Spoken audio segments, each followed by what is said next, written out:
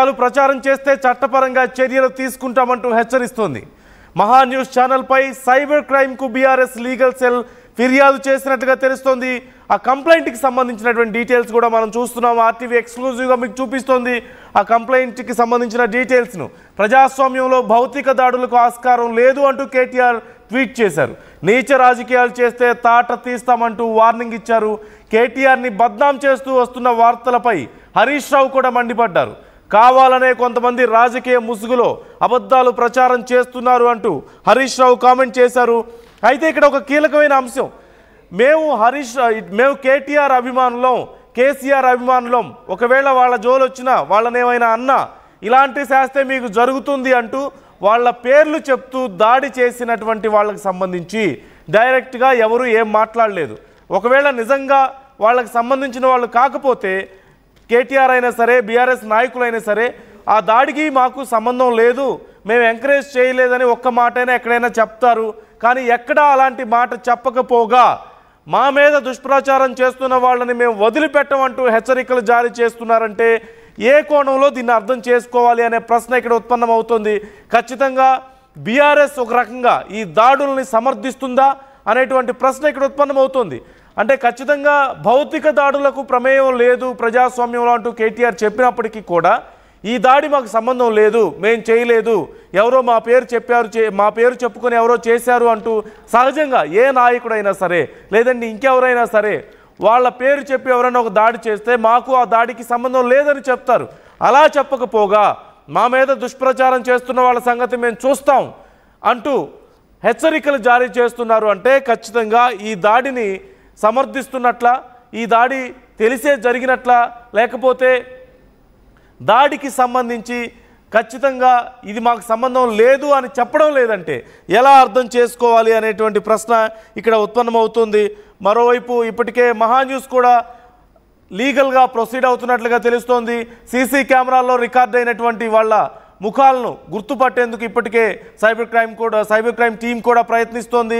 వాళ్ళు ఎవరు ఏంటి అనేది ఐడెంటిఫై చేసి వాళ్ళ మీద కఠిన చర్యలు తీసుకుంటామంటూ పోలీసులు కూడా ఇప్పటికే వారికి మహా న్యూస్ టీంకి చెప్పినట్లుగా తెలుస్తోంది. మరోవైపు కాంగ్రెస్ నాయకులు కూడా మహా న్యూస్ దగ్గరికి వెళ్ళారు, ఎండీతో మాట్లాడారు, మారెళ్ల వంశీకృష్ణతో వారు మాట్లాడారు, హామీ ఇచ్చారు మేము కఠిన చర్యలు తీసుకుంటాం, ఇలాంటి పని చేసిన వాళ్ళకి ఖచ్చితంగా వాళ్ళకి కఠిన శిక్ష పడేలా మేము చూస్తామంటూ చెప్పినటువంటి పరిస్థితి కూడా మనం చూస్తూనే ఉన్నాం.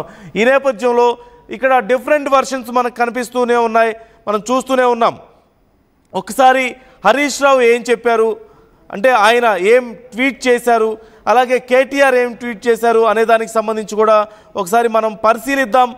వాళ్ళ వర్షన్స్ ఏ విధంగా ఉన్నాయో మనం ఒకసారి చూద్దాం. రైట్ ముందుగా ఒకసారి మధుతో మాట్లాడదాం, డీటెయిల్స్ తెలుసుకుందాం. బీఆర్ఎస్ వర్షన్ ఏంటి, మరి కంప్లైంట్ ఇచ్చారు, కంప్లైంట్ సందర్భంగా ఎలాంటి చర్యలను వాళ్ళు ఎక్స్పెక్ట్ చేస్తున్నారు, ఎవరెవరి మీద కంప్లైంట్ ఇచ్చారు, అసలు ఎవరు కంప్లైంట్ ఇచ్చారు వెళ్ళి అనే దానికి సంబంధించి తెలుసుకుందాం. మధు, డీటెయిల్స్ ఎలా ఉన్నాయి కంప్లైంట్కి సంబంధించి, అలాగే కేటీఆర్ కానీ హరీష్ రావు కానీ బీఆర్ఎస్ పార్టీకి సంబంధించినటువంటి అఫీషియల్ ట్విట్టర్ హ్యాండిల్లో కానీ ఖచ్చితంగా బీఆర్ఎస్ నాయకులకు సంబంధించి ఎవరైనా తప్పుడు ప్రచారం చేసినా, మమ్మల్ని పర్సనల్గా అటాక్ చేసినా కఠిన చర్యలు తీసుకుంటాం, దానికి సంబంధించి చర్యలు ఉంటాయంటూ హెచ్చరికలు జారీ చేస్తున్నటువంటి పరిస్థితి కనిపిస్తోంది. సో బీఆర్ఎస్ తరపున వర్షన్ ఎలా ఉంది, డీటెయిల్స్ ఎలా ఉన్నాయి పూర్తిగా? అంటే అఫీషియల్ గా కేటీఆర్ ట్వీట్ చేస్తారు, ప్రజాస్వామ్యంలో భౌతిక దాడులకు ఎన్నటికీ ఆస్కారం ఉండకూడదు, అలానే అబద్ధాలకు అసందర్భ ప్రేరేపణలకు మీడియా ముసుగులో చేసే నీచపు రాజకీయాలకు కూడా అసలు తావు ఉండకూడదు అంటూ స్టేట్మెంట్ చేశారు. కానీ ఈనాటి దిగజారుడు రాజకీయాల్లో అన్ని మెయిన్ స్ట్రీమ్ కి తీసుకొచ్చారు మన గుంపు మేస్త్రి అతని అనుంగ మిత్రులు అంటూ ఒక ట్వీట్ చేశారు. దాంతో పాటు ఒక పత్రికా ప్రకటన కూడా విడుదల చేశారు పార్టీ తరఫు నుంచి కేటీఆర్ వర్కింగ్ ప్రెసిడెంట్. చాలా స్పష్టంగా దీంట్లో ఫోన్ ట్యాపింగ్ వ్యవహారంలో బీఆర్ఎస్ పార్టీ నాయకుల పైన అసత్య ప్రచారాలు చేస్తా ఉన్న మహా టీవీకి లీగల్ నోటీస్ ఇస్తా ఉన్నాము. దాంట్లో ప్రభుత్వంలో ఉన్నటువంటి కొద్ది మంది నాయకులతో మహా న్యూస్ చేతులు కలిపింది. దాంట్లో భాగంగానే బీఆర్ఎస్ నేతల పైన అడ్డగోలుగా దుష్ప్రచారం చేయడంతో ఇక్కడ ఒక కీలకమైన అంశం ఏంటంటే సహజంగా ఇలాంటి దాడులు జరిగినప్పుడు అందులోనూ ఒక న్యూస్ ఛానల్ మీద దాడి జరిగింది, చాలా ఘోరమైనటువంటి దారుణమైనటువంటి దాడి జరిగినప్పుడు ఫలానా వాళ్ళ పేరు చెప్పి ఇప్పుడు వాళ్ళు ఖచ్చితంగా అక్కడికి వచ్చిన వాళ్ళు ఏం చెప్తున్నారు, కేటీఆర్ గురించి మీరు మాట్లాడతారా, మీరు మాట్లాడితే ఇలాగే ఉంటుంది మీకు అంత ధైర్యం అంటూ హెచ్చరించి వాళ్ళ మీద దాడి చేశారు కదా. మరి అలాంటప్పుడు కేటీఆర్ పేరు చెప్పినప్పుడు కేటీఆర్ కానీ లేదంటే బీఆర్ఎస్ అఫీషియల్ ట్విట్టర్ హ్యాండిల్ కానీ ఇంకెవరైనా సరే దానికి సంబంధించి అడ్రస్ చేయలేదు కదా ఇప్పటి వరకు. అంటే ఆ దాడికి మాకు సంబంధం లేదని ఒక్క మాట కూడా ఇంతవరకు ఎవరు చెప్పకపోగా మా మీద ఎవరైనా సరే ఇలాంటి ప్రచారాలు చేసినా మా జోలికి వచ్చినా మేము ఖచ్చితంగా చర్యలు తీసుకుంటామని చెప్పి మాట్లాడుతున్నారు. అంటే ఆ దాడిని సమర్థిస్తున్నట్లా ఎలా చూడాలి?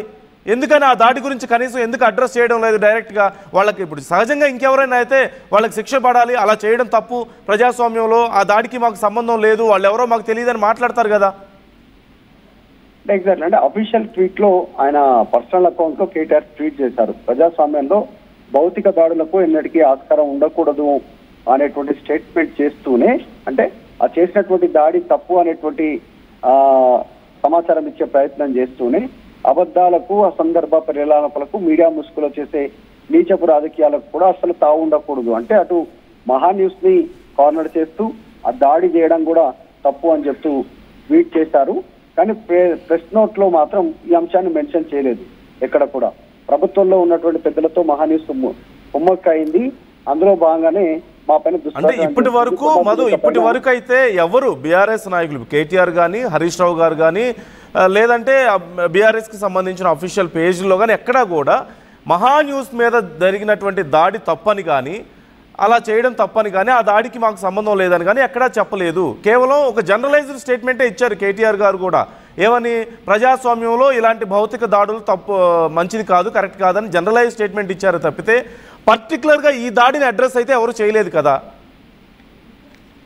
ఎగ్జాక్ట్లీ. పార్టీ నుంచి అలాంటి ఖండన రాలేదు. ఎందుకంటే దాడి చేసింది కూడా నాయకులంతా బీఆర్ఎస్కి సంబంధించినటువంటి భారత రాష్ట్ర సమితికి సంబంధించినటువంటి స్టూడెంట్ వింగే దీంట్లో దాడి చేశారు. అక్కడ చాలా స్పష్టంగా కనపడతా ఉన్నారు నాయకులంతా కూడా. సో రోజుగా వాళ్ళు పార్టీ ఆఫీస్ లోనే ఉంటారు, కేటీఆర్ చుట్టుపక్కల ఉంటారు, పార్టీ కార్యక్రమాల్లో నిరసన కార్యక్రమాల్లో పాల్గొంటూ ఉంటారు. బీఆర్ఎస్ అంటే పార్టీ తరఫు నుంచే దాడి జరిగింది అనేటువంటిది స్పష్టంగా కనపడతా ఉంది ఆ వచ్చినటువంటి వ్యక్తుల ద్వారా. అందుకే ఖండన అయితే లేదు. కానీ ఈ కొండా సురేఖకి ఇచ్చినటువంటి విధంగానే 100 కోట్ల ప్రనష్టం ఎట్లా ఇస్తామో మహా టీవీ పైన కూడా చట్టపరంగా చర్యలకు పూనుకుంటున్నాము దీంట్లో అని చెప్పేసి గత కొంతకాలంగా బీఆర్ఎస్ టార్గెట్ గా తప్పుడు తమ్ముల్స్ పెట్టి ఇబ్బంది పెడతా ఉన్నారు. వ్యక్తిగత దూషణలు అవమానకరమైనటువంటి కథనాలు ప్రసారం చేస్తా ఉంది మహా టీవీ. బీఆర్ఎస్ అధినాయకత్వం మహా టీవీ యాజమాన్యంతో ఎడిటర్లతో కూడా మాట్లాడింది, పలు సందర్భాల్లో విజ్ఞప్తి చేసింది తప్పుడు ప్రచారాన్ని ఆపాలనేటువంటిది. అయినా కావాలనే తప్పుడు ప్రచారం చేస్తున్నప్పుడు ఈ దాడి జరిగింది అనేటువంటిది వాళ్ళు చెప్తా ఉన్నారు. దీనికి సంబంధించి అందుకే లీగల్ ప్రొసీడ్ అవుతున్నాం అనేటువంటి స్టేట్మెంట్ ఉంది. కాకపోతే ఇప్పటివరకైతే పార్టీ పరంగా ఆ దాడి తప్పు అనేటువంటిది ఇక్కడ వీళ్ళు ప్రకటన చేయలేదు. సరే, అది పక్కన పెడితే ఒక స్టేట్మెంట్ చేశారు, తప్పుడు కథనాలను మహా న్యూస్ ప్రచారం చేస్తుంది కావాలనే బీఆర్ఎస్ కాంగ్రెస్ పార్టీలో ఉన్నటువంటి కొంతమంది పెద్దలతో, ప్రభుత్వ పెద్దలతో అనే ఒక స్టేట్మెంట్ అయితే చేసింది. ప్రస్తుతం ఒక లాస్ట్ లో ఒక కంక్లూజన్ ఇచ్చారు, వార్తా సంస్థగా మహా టీవీ బాధ్యతగా వ్యవహరించాలి, జర్నలిజాన్ని వ్యక్తిగత ఇంజనీర్లకు వేదికగా కాక సమాజ ప్రయోజనాల కోసం వాడాలనేటువంటిది భారత రాష్ట్ర సమితి విజ్ఞప్తి చేస్తుందంటూ ఒక క్లారిటీ ఇచ్చారు. దాంతో పాటు క్రిమినల్ డిఫర్మేషన్ చర్యలు కూడా తీసుకోవడానికి పార్టీ సిద్ధమవుతా ఉంది. తప్పనిసరిగా మరొకటి కాదు, ఇప్పుడు క్రైమ్ పిటిషన్ ఎక్నాలజ్మెంట్ అంటే వాళ్ళు ఇచ్చినటువంటి కంప్లైంట్ ఏదైతే బీఆర్ఎస్ లీగల్ సెల్ ఇచ్చినటువంటి కంప్లైంట్లో టైం ఏం మెన్షన్ చేయలేదు, బట్ డేట్ మాత్రం ఈ రోజు డేటే ఉంది, ఈ రోజే కంప్లైంట్ ఇచ్చారు. అంటే ఆల్మోస్ట్ నాకు తెలిసి దాడి తర్వాతే ఇచ్చుండొచ్చేమో అనేది అంచనా. ఎందుకంటే అంటే దాడి జరిగిన తర్వాత వెళ్ళి కంప్లైంట్ ఇచ్చిన పరిస్థితిని కూడా మనం అర్థం చేసుకోవాలి ఇక్కడ ఖచ్చితంగా. నిజంగా మహా న్యూస్లో వచ్చినటువంటి వార్తలకు సంబంధించి ఇంకేదైనా విషయాల్లో అఫెండ్ అయి ఉంటే, వాళ్ళు తప్పుగా మాట్లాడారు తమ గురించి అని అనుకుని ఉంటే ముందే వెళ్ళి కంప్లైంట్ ఇవ్వాలి. కానీ ఓ పక్క అక్కడ దాడి జరిగింది, ఇంకో పక్క వెళ్ళి ఇక్కడ కంప్లైంట్ ఇవ్వడం అంటే ఎలా చూడాలి? ఈరోజు ఇచ్చారు కంప్లైంట్, నిన్న ఇవ్వలేదు, మొన్న ఇవ్వలేదు. ఎగ్జాక్ట్లీ. అంటే మేనేజ్మెంట్ కు విజ్ఞప్తి చేస్తామనేటువంటి ప్రకటనలో చెప్పారు. నిజంగానే దాడి చేయాల్సినటువంటి అవసరం లేకుండా కూడా లీగల్ గా చర్యలు తీసుకోవచ్చు, పోలీసులను సంప్రదించవచ్చు, సైబర్ టీమ్ ను సంప్రదించవచ్చు, లేదంటే ప్రజాస్వామ్యబద్ధంగా నిరసన కూడా తెలపొచ్చు. కానీ అక్కడ జరిగినటువంటి దాడిని అందరూ రాజకీయ పార్టీ నాయకులు ఖండిస్తూ ఉన్నారు, ఇప్పటికే ఖండన చేశారు. ఆంధ్రప్రదేశ్ కానీ తెలంగాణకు సంబంధించిన రాజకీయ